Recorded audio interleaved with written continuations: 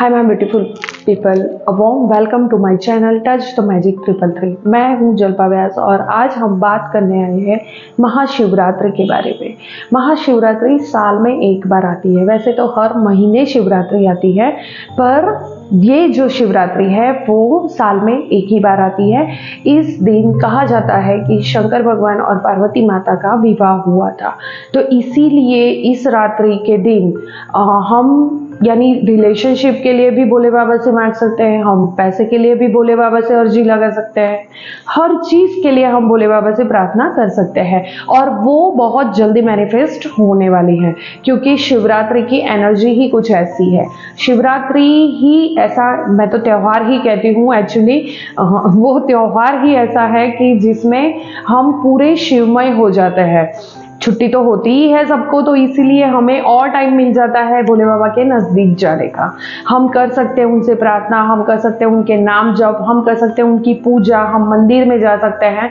तो बहुत ऐसा टाइम मिल जाता है कि हम अपने डेली रूटीन के टाइम, डेली रूटीन में जो नहीं कर पाते वो हम उस दिन कर सकते हैं। अब आपको करना क्या है, जैसे कि मैंने बता दिया कि शिवरात्रि के दिन भोले बाबा की शादी का दिन है, तो शादी के लिए मैं सबसे पहले बताऊंगी, अगर आपकी शादी नहीं हो रही है या आपकी शादीशुदा लाइफ में कोई ना कोई प्रॉब्लम है, चाहे ये जेंट्स के लिए हो चाहे ये लेडी का प्रॉब्लम हो, तो ये दोनों ये कर सकते हैं। आपको हनी का अभिषेक करना है शंकर भगवान के शिवलिंग के ऊपर। उस दिन जब मंदिर में जाते हैं तो आपको पूजा का थोड़ा सामान लेकर जाना है, जैसे कि चंदन हो गया। चंदन का टीका तो नॉर्मली हम शिवलिंग पे करते हैं। उसके अलावा आप जल रख सकते हैं अपनी पूजा की थाली में, पंचामृत रख सकते हैं। आप नॉर्मल चीज जब करते हैं घर पे, जप माला करते हैं, तो वो जो माला है, नॉर्मली शिव जी के मंत्रों का जाप तो हम रुद्राक्ष की माला पे ही करते हैं, तो रुद्राक्ष की माला या फिर आप कोई भी माला पे नाम जप करते हैं, वो माला आप अपने साथ मंदिर में लेकर जाए। उसके साथ साथ आपको ध्यान रखना है कि आपको साबुत चावल यानी कि अखे चावल आपको लेकर जाने हैं। उसके अलावा आप लेकर जा सकते हो करम के फूल, शमी के पत्ते, बेल पत्र, बेल का फूल, फ्रूट आता है, वो आप अपने पूजा थाली में रख सकते हो। उसके अलावा जितना भी अर्पण करें, एक्चुअली उन्होंने ही दिया है और हम कौन है जो इनको अर्पण करें, पर जो भी हमारे पास है हम पूरे मन से पूरे दिल से उनको थोड़ा सा भी अर्पण कर दें तो वो बहुत खुश हो जाते हैं। तो आप फल रख सकते हो और अपनी पूजा की थाली में आप ड्राई फ्रूट्स रख सकते हो। स्पेशली जिनको मैरिज से इश्यू है उनको हनी तो लेकर ही जाना है, हनी का अभिषेक अनिवार्य है। उसके अलावा अगर जिनको पैसे से रिलेटेड प्रॉब्लम है, मनी स्टक है या मनी आ नहीं रहे हैं या मनी की अपॉर्चुनिटीज नहीं आ रही है, उनको ड्राई फ्रूट्स अर्पण करने चाहिए। उसके अलावा वो चावल भी अर्पण कर सकता है। चावल आखे होने चाहिए, टूटे कटे हाफ ऐसे नहीं होने चाहिए। उसके अलावा जौ भी रख सकते हैं। फिर ये सारी चीजें आप शिव जी के पास अर्पण कर सकते हैं। उसके अलावा आप अपनी जो भी नाम जप करते हो, वो माला है आप अपनी जो लेकर गए हो, उसको सबसे पहले शिवलिंग के ऊपर रख देना है। उसके बाद आपको पंचामृत और हनी और दही पंचामृत में आ जाएगा, पर अलग से भी आप दही और दूध का अभिषेक कर सकते हो मनी के लिए। तो ये सब चीजें जब अर्पण करते हो तो जलाधारी में से जल बहता रहता है, वो जल से आपकी माला शुद्ध हो गई है। अब इस माला पे आपने जो भी नाम जप किया है ऑलरेडी और अभी जो करोगे उसमें आप ड्रास्टिक चेंज देखोगे। ये माला अभिमंत्रित हो गई है, तो उसके बाद जब आप जप करते हो तो वो डायरेक्टली आपके डीएटी तक पहुंच जाता है। उसके अलावा आप क्या कर सकते हो, आप नाम जप, अगर आपको मंदिर में जगह मिल जाती है 5 मिनट 10 मिनट, तो आप वहां पे नमः शिवाय ओम का मंत्र जाप कर सकते हो।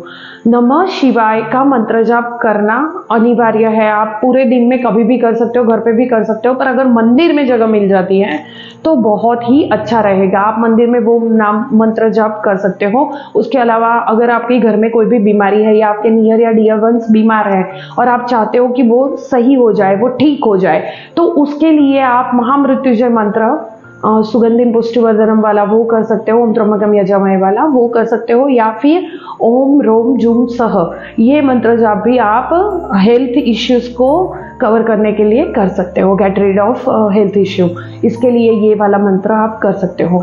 और जब आपको मंदिर में जगह मिल जाती है, आप नमः शिवाय ओम का मंत्र या फिर आपका जो भी मंत्र है वो आप मंत्र जप कर लेते हो। उसके बाद उठते ही जहाँ से जलाभिषेक हो रहा है ऑलरेडी, तो वहाँ पे जहाँ पे पानी निकल रहा है तो वहाँ से थोड़ा सा पानी लेकर, क्योंकि ये गंगा जल बन गया है, शिवलिंग पे चढ़ने के बाद वो वाला पानी बह रहा है तो वो गंगा जल बन चुका है ऑलरेडी, तो उसको लेकर आप अपने आप पे भी छींटे मार सकते हो, अपने आसन पे भी छींटे मार सकते हो, जिससे आपका आसन और अपने आप की भी शुद्धि हो जाएगी। जब आप घर आ जाते हो, अब आपको उस दिन तो फास्टिंग करनी बहुत ही ज़रूरी है।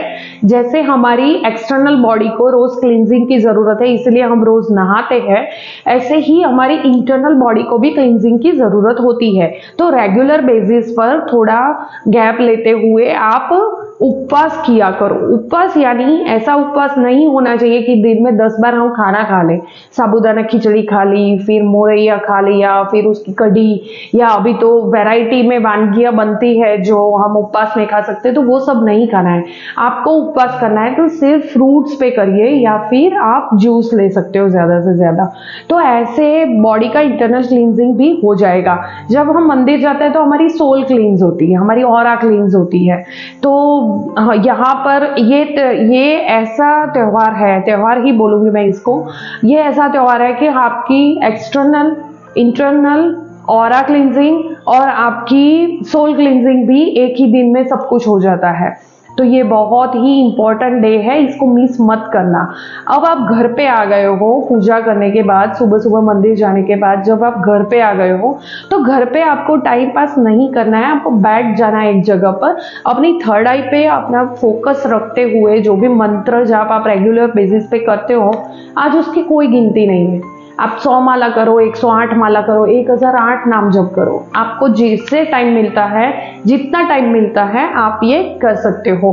अगर आपके घर में जो भी बीमार है उसके लिए आप चाहते हो कि उनके लिए मैं मंत्र जाप करूँ, तो ओम रोम जुम सह वाला मंत्र आपको एक तांबे का लोटा ले लेना है, उसके ऊपर हाथ रख के ये वाला मंत्र जाप करना है, और ये जो अभिमंत्रित हुआ पानी है, ये पानी आप उनको पीने के लिए दे सकते हो। इससे भी उनकी बीमारी जल्दी से ठीक हो जाएगी।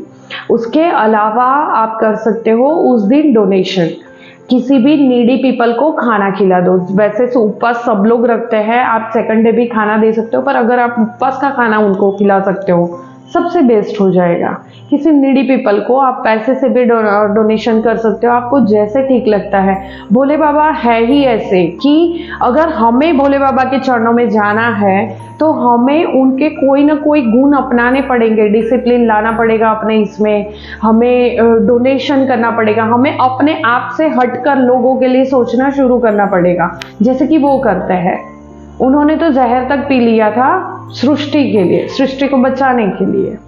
तो वैसे ही हमें भी अपना ये जो मनुष्य जन्म मिला है वो सिर्फ अपने आप के लिए नहीं मिला है, हमें लोगों की हेल्प करनी है। हम चाहे 5 रुपए की भी हेल्प कर ले, इट्स ओके। आपके पास जितना है उस हिसाब से आप लोगों की हेल्प कर सकते हो, पैसों से भी कर सकते हो, फिजिकली भी कर सकते हो, उनके काम करके भी कर सकते हो। तो ऐसे आप लोगों को यूजफुल हो ऐसा कोई काम करे, उस दिन भोले बाबा बहुत प्रसन्न हो जाएंगे। तो ये सारी रेमेडीज थी जो शिवरात्रि से जुड़ी हुई थी। अगर इसके बारे में कोई भी क्वेश्चन है तो कमेंट में ज़रूर पूछना, और ये वीडियो आपको कैसा लगा मुझे ज़रूर बताना।